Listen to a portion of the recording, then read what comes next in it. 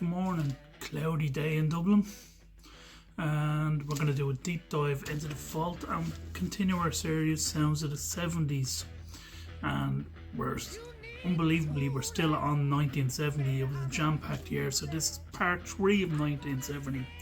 So let's get into it. We'll start with Grand Funk Railroad, Closer to Home. Now it's hard to believe now, but Grand Funk Railroad were absolutely astronomically huge band. Every album in platinum. They sold out Shea Stadium quicker than the Beatles. They played to a huge crowd in Hyde Park in London. Now I particularly like this album because the first song I ever heard by Grand Funk Railroad was actually a cover by Monster Magnet doing Sin's a Good Man's Brother, which led me to Grand Funk, and that's the opening track in this album, and it's brilliant. Their most famous track, I guess, I'll Be Your Captain, is the closing track in this album, and in between it's just great classic 70s rock, blue collar music. It's fantastic. They also brought out that same year live album.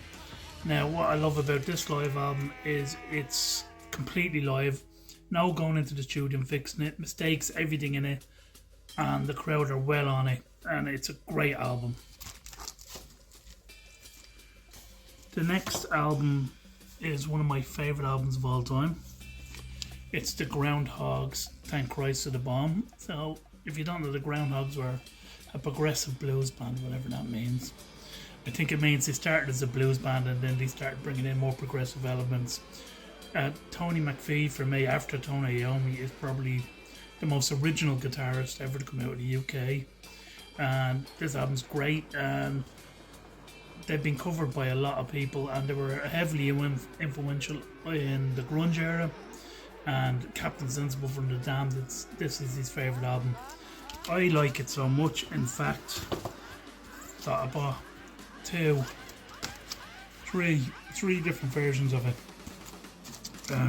Okay, another band that were making their debut in 1970, Hawkwind. Now this isn't quite the Hawkwind we love. There's still some elements of Dave Brock's busking past in this album, but it's a really good start to a career, and we'll be seeing more Hawkwind as the years go by. The next one might be a little bit controversial, but this is my favourite Hendrix album, Band of Gypsies. I just think the songs are great. I think he was really starting to find out who he wanted to be and where he wanted to go musically, and unfortunately, as we know, he passed away, so we never got to see the benefit of that, but this album is excellent. Next up is a bit of an oddity, Jethro Tull Benefit. I mean, it's a good album, I love Jethro Tull, but it landed between two astounding albums.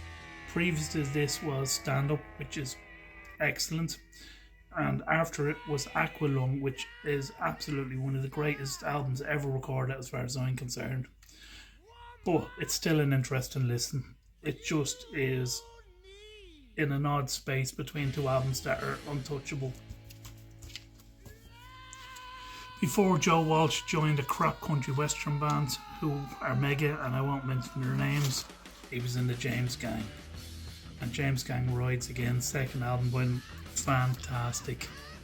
If you want to hear some really great guitar playing, check out the James Gang. Now one of the joints we couldn't go by, Led Zeppelin 3. I mean, this was quite controversial at the time, coming out after the first two albums, which were riff heavy. I mean, this does have some really great songs, and yeah, I love it. It's a great album. I mean, you can't really fault Led Zeppelin's catalogue really too much. The first four albums in particular are great, but 1970 Led Zeppelin 3. Next up is a singer-songwriter and his wife. They did a couple of albums together. It's John and Beverly Martin and Stormbringer. There's a track on this album called If You Want to Go Out and Get It, and it's exceptional, but the whole album is great, and that is a gorgeous album cover as well, isn't it?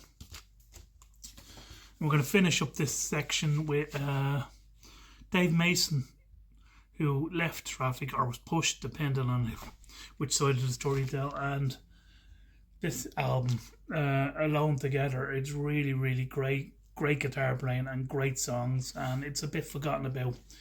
But if you want to check out kind of early 70s rock without being too heavy, kind of an extension of Traffic's music, Dave Mason.